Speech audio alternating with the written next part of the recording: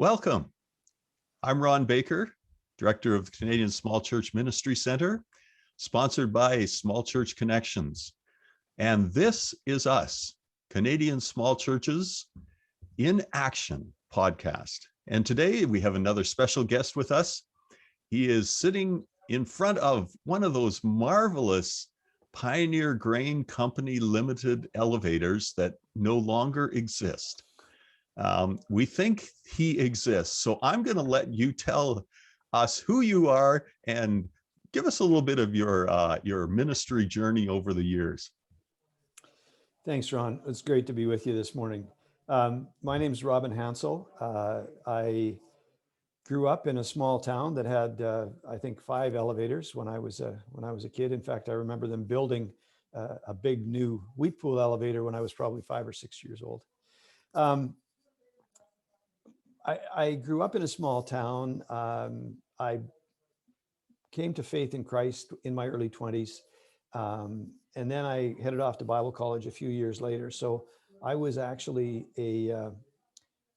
10 years older than most of the guys at Bible college when I started. So they called me a mature student. They didn't know me very well. But anyway, so Bible college, I graduated in 1988, went back and pastored my home church for 5 years in Rosetown, Saskatchewan. It was a great privilege there. I've said to many people, I couldn't have failed at that church if I'd have actually tried. They would just not let me fail. If I messed something up, they would fix it and then say, boy, that was a great job, Pastor.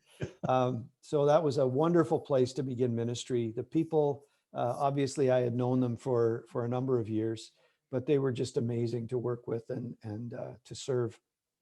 Then we went up to Tisdale in 1993 and planted a church there. We were there for 10 years and then moved into the big city of Saskatoon, and we were there for 10 years.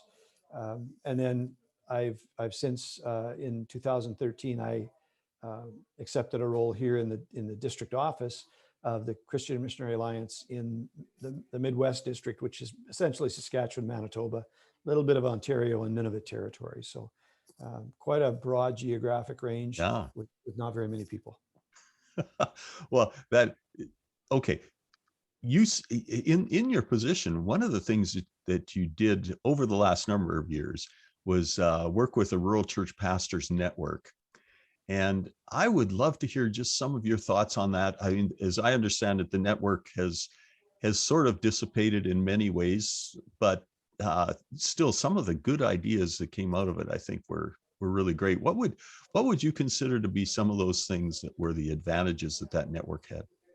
Well, hopefully we're gonna restart it here. Yeah, that would be great. Once COVID is over.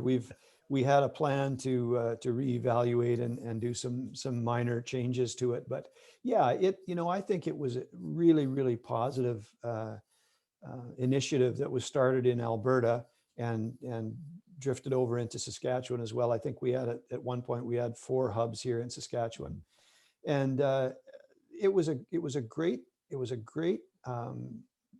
vehicle for people to connect from small churches. So I think one of the things that a lot of pastors in small communities struggle with and in small churches is, who do we connect with that gets us? Who do we connect with that knows kind of the things that we're going through? And so that was one of the huge upsides of the Rural Church Pastors Network, was just that coming together with a significant number of pastors from your local area that faced the same challenges and struggled with the same struggles and had the same victories. I mean, I think there were a lot of positive things. So it was a one-day event, started at 10, ended at 2:30. You could drive, some people drove 70, 80 kilometers to come to that. Some, I think, even further than that from time to time. But it was a very short time frame. You didn't have to set aside a bunch of time and pay for a hotel room or anything like that. You connected with people, and often the same people would be coming. There'd be the odd new one here and there, but the same people, you begin to develop relationships. They were every twice a year, pardon me. They occurred in the spring and in the fall. And so it was something to look forward to, of just kind of getting away from the normal routine and hanging out with some people that you enjoyed hanging out with. There was always a curriculum, if you will, Mhm. a booklet that we walked through. In the spring, it typically was personal growth. What can I do as an individual to grow in ministry, in my relationship with Christ? And then in the fall, it was more of a professional development kind of thing. How do we serve our churches better? What are some ideas? And one of the statements that was almost always made, in fact, I think every time I was at one, was the wisdom's in the room. Mhm. And so there would be a presenter that would come, but they were more of a facilitator than a presenter. You know, they would ask the questions, and the interaction in the room was amazing. And there were a lot of things that I learned in those sessions that I would go, oh, that's a great idea. I've never thought of that. So they were twice a year mini brainstorming uh, experiences, I guess you could say. So those are some of the highlights, I would say, Ron. Well, I sat in on a few of those myself and loved them. Uh, we got meals provided, which was great, and I appreciated that the recognition. If you want to bring some money to help us out, great. If not, we just want to get together with you, and that suited me in what I look at as small churches and how we work. Yeah, I wish we had huge budgets, but we do have good potlucks. So I'm just waiting to get back to that. That's going to be great. Yeah, exactly. Now you've moved into a denominational position that you're really working with a lot of small church pastors. What do you see are some of the stresses that, well, particularly over this last year, let's take that. What are some of the stresses that small church pastors are living with right now? Well, I mean, I think COVID, as you implied, has just made things a lot more challenging all across the board, big or small, it doesn't matter. One of our small church pastors came up with the thought. I can't remember how we got talking about, the extra challenges on small churches, or how COVID was impacting them. And he said, I don't think COVID caused anything. I think COVID put a magnifying glass on Yeah. everything. And so if you were facing challenges, COVID just intensified that. If things were going great, it intensified that. So we've got some interesting things going on within some of our small churches, and some of them are really struggling financially. They're struggling. There are partly because people are not gathering. They're not sure how to drop off their tithe or whatever it is, and so it's I think it's stabilized now in the last 6 or 8 months. But there were some difficult days for some of our small churches. I've talked to another pastor, and this was probably a year ago or 8 months ago, and he said, I'm terrified when we open up, because we have gained such a following on our live stream that we aren't going to have enough room for all the people. And that's a reasonable and realistic challenge for him and for where he is. He said, I walked down into the grocery store the one day, and a guy who I had seen around town but had nothing to do with any church events said to me, hey, Pastor, I loved that message this past Sunday. And he's like, I don't even know who you are. Yeah, exactly. And so those are the kinds of really positive stories that we're also hearing, along with boy, things are tough because we just can't gather people and the finances are not there. I think one of the other great stresses for a lot of pastors, and if you've got a pastor's heart, you understand the inability to connect with people. And I think that particularly people in crisis. So, we've had funerals. We've had people going through significant health issues. That hasn't changed just because COVID came along. And yet pastors have been very limited in how they can connect with people. Yeah. And I think that's really caused a lot of stress for many of our pastors, many of our small church pastors. These are people they love. These are people that they've been engaged with in a very, very significant way for many of them for a lot of years. And so to have that pulled back makes it difficult. The other thing is that things like Rural Church Pastors Network are not able to happen. And Yeah. so we don't have that, that peer support in the same way that we had it prior to COVID. And so many small church pastors, many rural church pastors are feeling very, very isolated. And hopefully in the next days and weeks, that's going to change dramatically. I think you're going to see a lot of parties, and a lot of people just saying, "Hey, I'm getting in my car and I'm coming over, and we're gonna hang out for a couple of hours or 3 or whatever it is, just because we can, and we haven't been able to do it for a long time." I think one of the things, now that I'm currently serving as an interim pastor, uh, the local church ministerial decided here to get together every week just for prayer. It's actually turned into that support group that you've been talking about, and I'm wondering what other support networks are pastors finding, or have you heard that pastors are finding as well? I think that's probably, if there's a good connection and relationship with the ministerials, that's great. That's huge. Mhm. But I know that there are a lot of pastors that are just struggling. Yeah. So in the last few months, we've been able to get back out on the road and, social distance, but have coffee one-on-one in a restaurant in a lot of places. And so the pastors are just crying out for that. Yeah. I would stop and visit somebody and they would thank me. And as I'm driving away, I'd get a quick text that said, "Thank you." And the next day I'd get an email that said, "Thank you for stopping in." So, I mean, it's greatly appreciated because it's not happening very much. And I think Saskatchewan, Alberta, we've been fairly open really in the last while. Yeah. Yeah. Manitoba is just, I think they're starting to open now, but boy, they were just closed tight. You couldn't go out, you couldn't go anywhere. And I think one of the things we've talked about is when that opens up, we're going to have to spend an inordinate amount of time, just traveling over to Manitoba and hanging out with some of those pastors there too.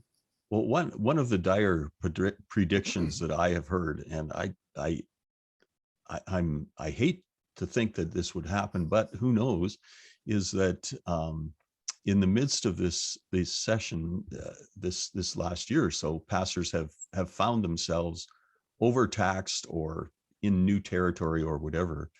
And as September comes and things have opened up, people are going to say, "Well, we should get back to our regular programming." And the pastor's going to say, "That's a great idea, but I can't do it. I think I'll resign next week because I just can't keep up with it." Are you sensing some of that? Um, I would say not a lot. Good. I think that there are definitely, I think there's been so much change in the last year. Every day you wake up and there's something new, right? And I hate this term, but it's become a part of our vocabulary so much in the last 18 months. We have to pivot. Mm-hmm. And I'm sick and tired of this pivot thing. We have to adapt, absolutely, but I'm not pivoting anywhere. I'm not playing basketball. I'm pastoring, and I'm going to adapt. But people are tired of it. They're tired of changing from morning to afternoon, finding out that what I could do this morning I can't do this afternoon, or whatever it might be. And I think that's been a huge emotional and spiritual drain. Yeah. And I really think that we are going to see a lot of pastors that are going to say, "Look, I am struggling. I do need a break." We've had a few of our pastors go on sabbatical this past year, and I think that's been helpful for them. But yeah, I really think that churches are going to have to say, "Look, we need to step in even more now and support our pastor through these next 6 or 8 months, and until he can get back into a regular rhythm," because the rhythm is not going to be the way it was. No. It's just not going to be, because we're going to Zoom and stream services have become a really big thing, and I get it. I mean, if we go up to the lake on the weekend, I can join my church, Yeah. and it's great. And I, just a plug for online giving. We've got a deal with our church where we have an automatic withdrawal. And Mhm. so even if I'm at the lake, I don't have to worry about, oh, how am I going to get my tithe check into the offering plate? It's gone. I don't have to worry about it. So, I think some of those things are positive. Some of Yeah. them, but it's going to take energy to keep that moving. And I fear that some pastors are going to say, look, I can't keep that up. That part I can't keep up. And so I'm going to go back to, we meet on Sunday morning and that's it. I'm not live streaming anything. Yeah. Um, Yeah. I'm just going to do the normal stuff. And so I hope that we don't lose the advantages that we've taken and made in using some of this online technology, because I think it really expands the reach of the church. Mhm. Yeah. Well, next steps for a healthy church, um, leadership wise. I work with a great group of board members, elders. What should their next step be as we move into the fall? That's a really great question. I think immediate next steps for pastors, I think is that board needs to say, okay, pastor, how are you doing? Mhm. We're not going to give you a sabbatical because we can't give you a sabbatical, but you know what? You just finished up your vacation or whatever it might have been. Once things get rolling in the fall, why don't you take your wife and here's a few $100 or a couple $1,000, go to a hotel, go to a spa, go to something, and just take 2 weeks and unplug from the church. We'll run things for a couple of weeks. You come back and we'll dive into it together, kind of thing. I think that would be an immediate next step. That if I were to know what I know and be on a board, I think that's probably what I would do. And you know what? If it's a challenge financially, it's a challenge financially. But you lose your pastor, it's also a challenge financially. Yeah, I was going to say the financial challenge actually may be the perfect project for many of the people in the church. This past Sunday in the service, one of the elders stood and prayed for me as a pastor. I had not asked for that, but they watch us, and I think that's where maybe we need to get back to the whole thing of where we're the church body, not just the CEO running things or whatever else we might want to do. Yeah. Yeah, absolutely. Yeah, I think this is a great opportunity for the church to re-engage and become the church again. I think that further out next steps for the church, when I did my research on ministry in sparsely populated regions, it wasn't in my research, but it was a thought that came to me afterwards. I think what we need are itinerant disciple makers. Hmm. And we talked about itinerant pastors and preachers, and that's a great idea. But I think we need itinerant disciple makers who will go into some of these small communities and re-engage the people into ministry. And I think that's a pattern that I believe the small church can pilot, model, and present to the larger church and the larger churches, because that's where, you look at Jesus, that was his ministry, right? A small group of guys, bring them together, watch what I do what I do, go out and do it yourself because I'm leaving. Okay, I'm really intrigued with this, Robin. I think you've mentioned it once before when I've chatted with you, but so what would that look like for let's say there's a plumber who's done very well, able to sustain themselves and perhaps end up in a town and could do some bivocational work or whatever. But what does an itinerant disciple maker look like versus the guy who comes in and preaches, or what are some of your thoughts on that? The guy who comes in and preaches, he's there Sunday morning and he preaches and he might pray for a few people and away he goes. The itinerant disciple maker will come in, and my vision of this is still very, very fuzzy. but I believe that it would be once a week, small group meeting, and it would be a very focused study curriculum again that teaches people. I'm sure many of you are familiar with the old Navigators 10-step process or whatever it was.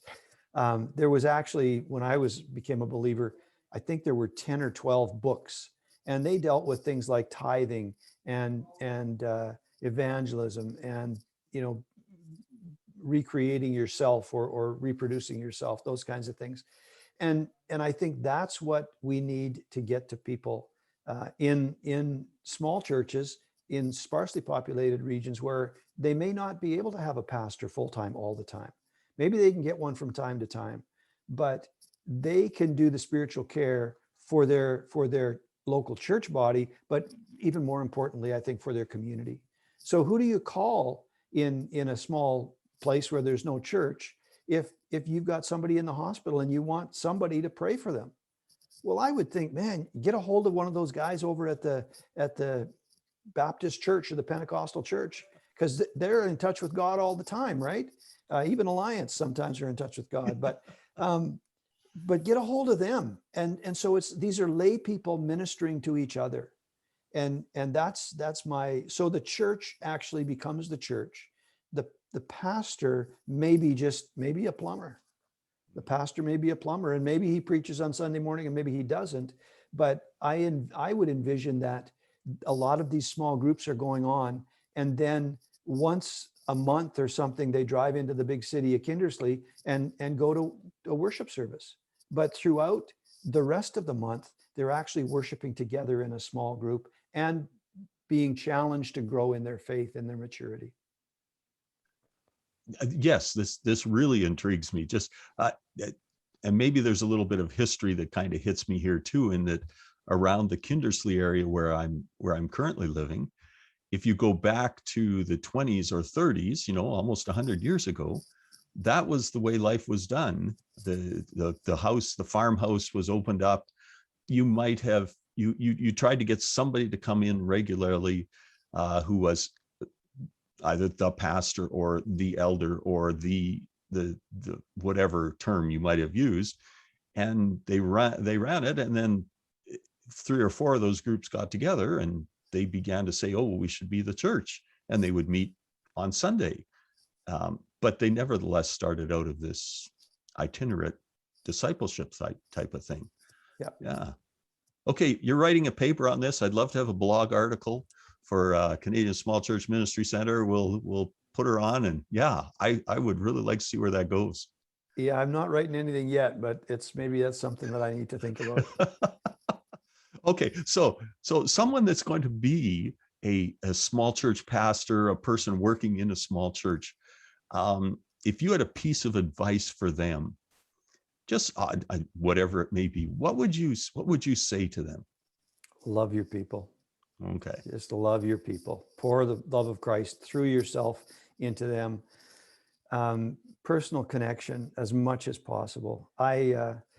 This is not my terminology. Back when I was at college 30 years ago plus, I was doing a church planting study with T.V. Thomas. It was an individualized study, and he said to me, the 80s was the decade of the computer. I mean, it was just starting to roll, and form letters were the thing, right? Personalized form letters that had your name on the top, and Yep. merge print was the thing. Yep. And he said the 90s will be the decade of the pen. He said, as a pastor, when you go into that first church, visit everybody in your congregation. And when you get back to your office, before you do anything else, he said, I don't care if you got a message that needs to be prepped or not. Before you do anything else, you take out a card and you write a card and you say, thank you for the visit, for the tea, the coffee, whatever it was. It was wonderful to get together with you. I did that when I moved to Rosetown, when I started pastoring in Rosetown. Mm-hmm. And one of the folks said to my wife a couple of weeks later, the pastor wanted to come and visit me. I was a little concerned. I didn't know what he was going to ask me to do. And he came and we visited and we talked, and then he got up and left and he never asked me. And I thought, oh, he forgot. No, I just wanted to get to know them. And I think that if you can do that in the first couple of years that you're there, I made a decision when I moved to Rosedown, I was going to visit every family in the first year, and I did it. I had my secretary book the appointments, but I said, these are the times I could go and visit. And that was the best thing I ever did. I got to know the people, they got to know me, and we just connected, and still many of those people I still have really, really good relationships with. So love your people. Yeah. You're hitting on an almost unanimous advice giving that I've had from various people that have done podcasts with me is, if you're coming to a small church, you got to love the people. And if you do that, you're in good shape. Yeah. Oh, well, I hate to say it, but time's up already. I know we're just getting started. Maybe we'll have to do this again, or, you can write some blog articles or whatever, but yeah, thank you very, very much. This has been great just to spend some time with you. Always have enjoyed that. And so thank you very much. And may God bless you as you work with small pastors around, well, particularly Western Canada. Thank you for the ministry that you're part of. Thanks very much for having me, Ron. It was good. All Lots right. more we could talk about, I know. Yeah, thanks. All right. Blessings.